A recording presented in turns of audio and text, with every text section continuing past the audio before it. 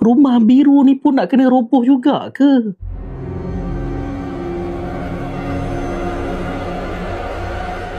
Ni sebenarnya projek apa pula kalau dah bukan projek Sungai Baru? Assalamualaikum warahmatullahi wabarakatuh dan salam madani. 2-3 hari ni viral lah pula katanya rumah biru Kampung Baru yang menjadi ikon Kampung Baru akan dirobohkan.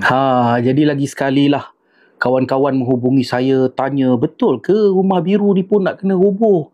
Rumah biru ni pun terlibat dengan projek Sungai Baru ke? Okey, jadi video ini saya akan penjelaskan kedudukan rumah biru ini. Okey, yang pertama sekali yang kita perlu faham adalah rumah biru ini bukanlah rumah sejarah, bukanlah rumah ikon, bukanlah tempat yang ada nilaian tertentu. Tak ada. Ia hanyalah sebuah rumah biasa milik penduduk seperti mana rumah-rumah lain di sekitar kawasan itu. Tetapi kenapa rumah biru ini jadi tumpuan dan rumah lain tak? Itu adalah kerana rumah biru ini banyak terlibat dengan beberapa filem-filem tempatan. Jadi rumah biru ni pun jadi tumpuan lah kawan-kawan yang sering melihat keberadaan rumah ini. Tujuan saya sebutkan ini adalah nak memberikan kedudukan sebenar rumah ini. Maksudnya bukanlah rumah ini rumah penting untuk dikekalkan kerana ia mempunyai nilai sejarah ke. Tidak. Ia hanyalah sebuah rumah biasa yang viral kerana terdapat beberapa filem tempatan yang shoot di rumah ini. Okey, untuk menjawab sama ada rumah biru ini akan dirobohkan atau tidak, masih ada lagi ke atau tidak, pertama sekali kita kena faham kedudukan projek Sungai Baru dulu. Dalam video yang sebelum ni saya dah terangkan kedudukan Sungai Baru dan Kampung Baru.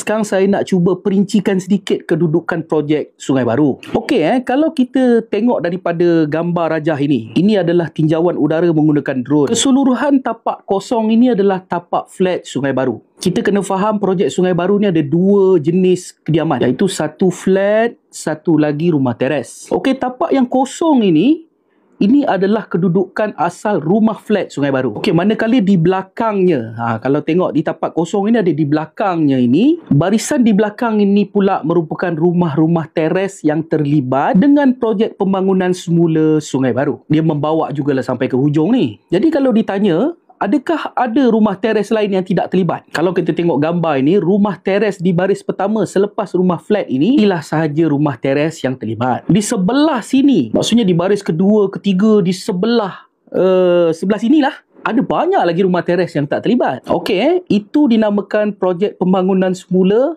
Sungai Baru. Di mana kedudukan rumah biru? Okey, kalau kita tengok daripada gambar drone ini, rumah biru berada di sebelah sana. Saya tandakan ini. Ini adalah